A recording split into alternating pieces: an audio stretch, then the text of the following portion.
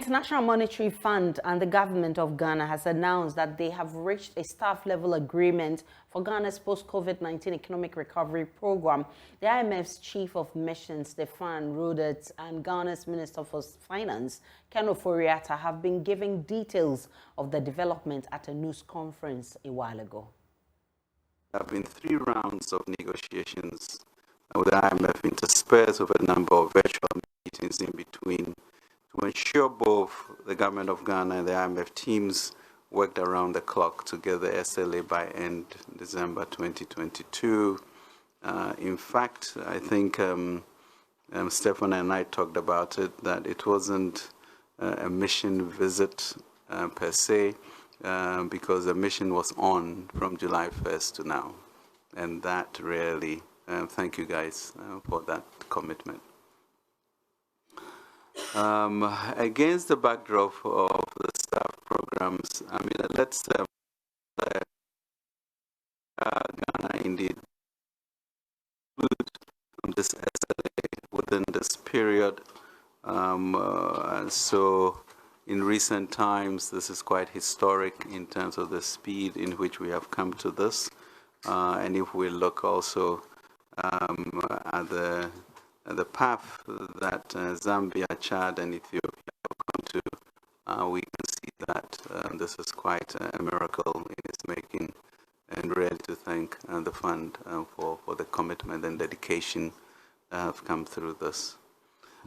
And really to thank the fund for the commitment and dedication that have come through this.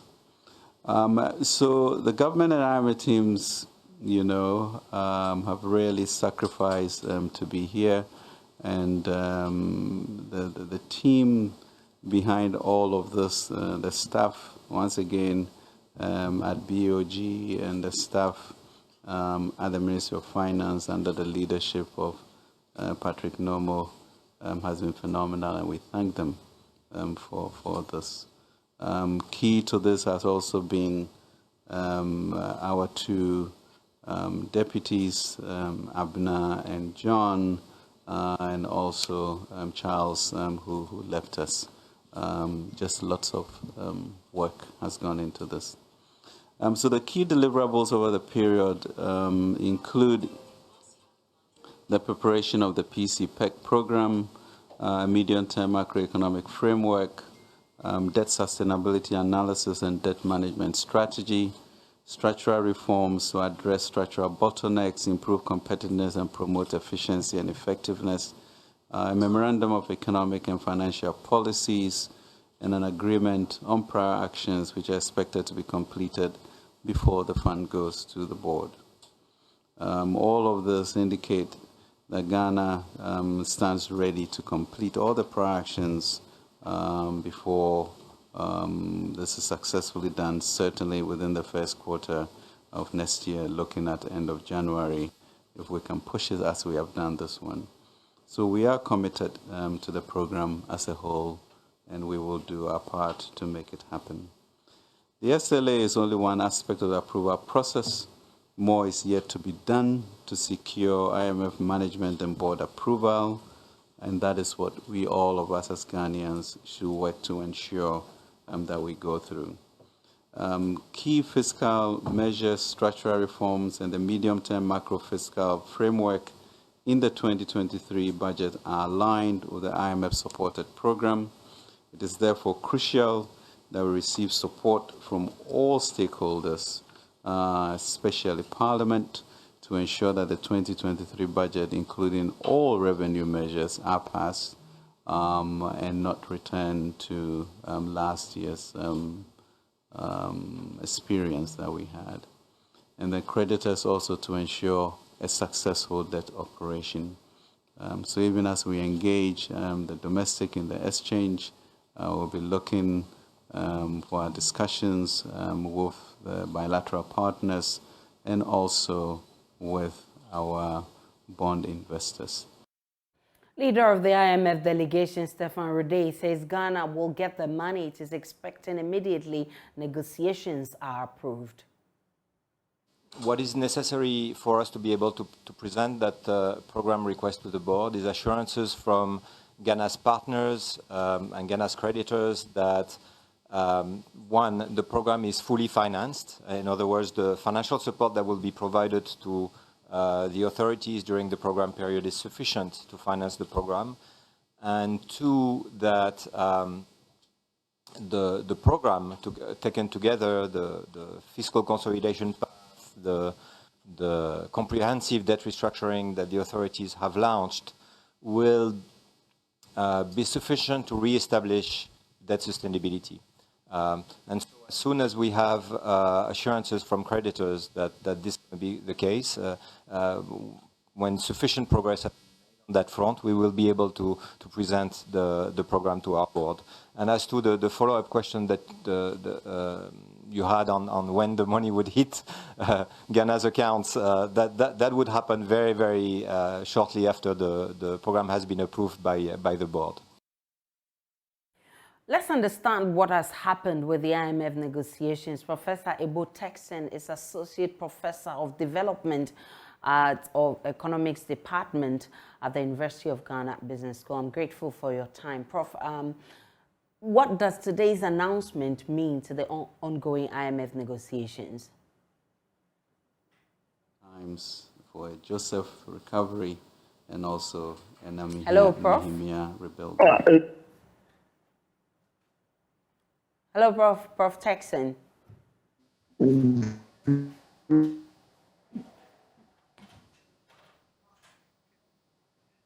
you hear me?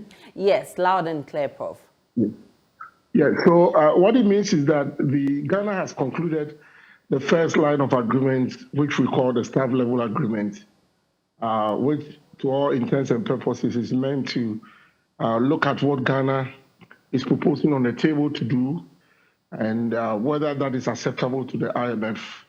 And so, as you heard the minister say, and the group lead for the IMF team has just said, the way forward is for us to, as a country, to begin to initiate the reforms that we have indicated in the staff level agreement, especially in regards to the first year budget and other reforms.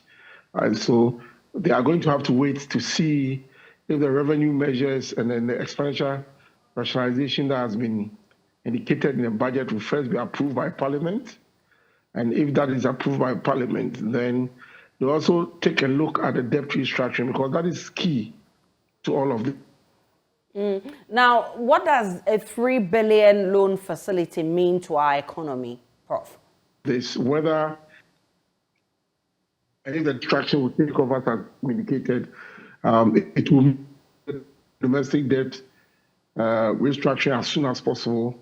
All parties should agree to it. And then we look at the external debt restructuring as well. So all of these are supposed to play out before the board would approve. And once the board approves, then the money will come in. And that I'm talking about the 3 billion loan facility. What will that mean to our economy?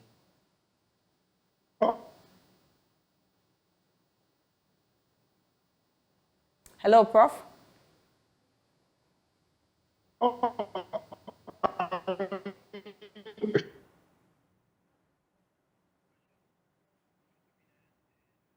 All right, so Prof. Ebo Texen is with the University of Ghana Business School. He's been explaining what has happened this morning to us, and he says that once we are able to go through all the requirements of the IMF, then we can have that money that the IMF leader is saying will hit our accounts very soon.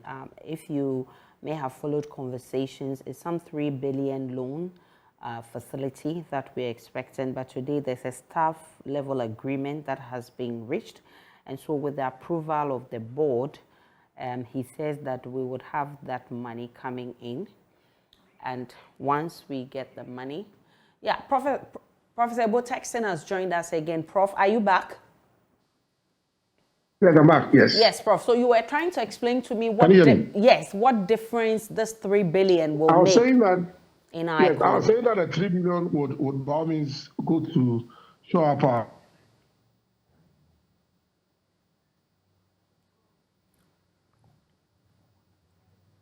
is the money we use for peace support. The central bank would also to the government to fill the financing gap. But don't forget that the financing gap that we have is much more than whatever the IMF is giving us. But the IMF support is more of the seal of approval that they are giving to the reforms that we are going to carry out, not so much the money, because that would restore the confidence that investors have in our economy. And that will also influence our bilateral and multilateral partners to begin to come and support us, because we are on a more credible reform to clear the mess that we find ourselves in. So I'm excited about it. I'm not looking too much about the money, even though it will go on to show up our foreign reserves, but I'm looking at a confidence that it will restore in our economy for our economy to recover back and then move on to a level of stabilization and then resilience. So for me, that is the excitement, not really the money. But Prof, it does look like government will struggle with its domestic debt restructuring, with all the warnings coming from the labor front. I mean, if that happens, will it in any way affect the negotiations? Of course, it's a critical part of the sort of things that we need to do to receive the money, because the IMF is not going to give you money which you cannot reduce the strength that is coming from your debt service. So that was a critical part of it. So that negotiation for the DDR should conclude, and all parties should find a middle ground for us to be able to do this. It's very, very critical for this, the support we are getting for IMF. And we shouldn't forget that the recovery and the stabilization that we are looking for is critically hinged on this IMF support, which comes with some reforms. So I think that the government should continue to dialogue with these labor unions and some of these institutions that are saying that they are not going to allow this, because debt restructuring has to be agreed by parties, the two parties, the investors on one side and then the government on the other side. So there should be some way, somehow, how they go about it. There should be some form of agreement, because the IMF is also watching what is going on. If we don't arrive at an agreement for a debt restructuring, that would mean that we might not be able to have access to that, what we are looking for. It's important that we go through that. And also with the external debt restructuring as well. So yes, we are excited that at least we've moved beyond the first hurdle, giving us all the go ahead, but it's contingent on these other things that have to be done. The budget has to be approved, the debt restructuring has to be concluded and accepted, and then the board will approve, and then the funding will come in. So it's important that the two parties agree to come up with something. We shouldn't forget that it's about Ghana. It's unfortunate that the politicians lead us to this, and then when they do, the average Ghanaian has to bear the cost of doing that. But it's important also that we get our economy back on its feet, so that the sort of things that led us here will never repeat them, and be able to pursue the required reforms that we need to pursue to make sure that we raise enough revenue to expend, or we cut down on expenditure and make sure that we align that with the revenues that we generate. Because we cannot go on like this. Prof, you are excited about the money that is coming in, not really about whether our debt that we need to service is even more than the money we are getting. But there are also concerns about when the money is coming, given the many projects lined up for it. Now, we had the IMF leader saying that it will come as soon as it approves negotiations. You have also indicated that if government doesn't consult well with all these people, warning it may struggle with its debt restructuring program. What implications will a delay have on our economy? Yes, actually, I didn't say I was excited about the money. I was excited about the conclusion of the SLE. Which is the first, right. Yeah, right. the money, fine, but I'm talking about the reforms and then the seal of approval that it will give to investors to restore confidence into our economy. Great. And for them to come to our support. Yes, it's important that the money comes in as soon as possible, because the money will only come in when the whole thing has been finally approved, the debt restructuring is coming on, and the budget has been approved, and the reforms have started kicking in. So you see the money as the icing on the cake, even though it's going to add up to our reserves. But what is important is for us to get to that point before the money comes in. I'm looking at the fact that we should, by end of January, or latest by end of February, be able to get the board approval for this so that we begin the whole process of the fiscal reforms that we need, the structural reforms that we need so that we don't go about this route again. Professor Ibo-Texon, I'm grateful for your time. He's economist with the Economics Department of the University of Ghana.